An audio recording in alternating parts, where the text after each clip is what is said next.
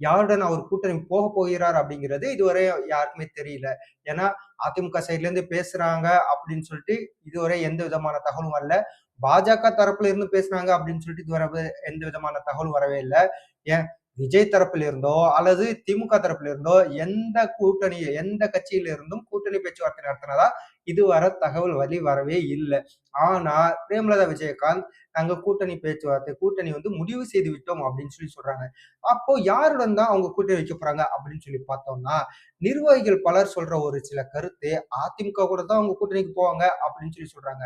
காரணம் என்ன அப்படின்னா, இதுக்கு முன்னாடியும் அவங்க வந்து அதிமுக கூட தான் கூட்டணியில இருந்தாங்க. அதனால அவங்க வந்து அதிமுக கூட தான் கூட்டணிக்கு போவாங்க அப்படின்னு சொல்லி சொல்றாங்க. ஆனா தெரியல. யாருடன் அவங்க கூட்டணி போவாங்க அப்படின்னு சொல்லிட்டு இதுவரை நிர்வாகிகளுக்கே சரியான ஒரு தகவல் இல்ல.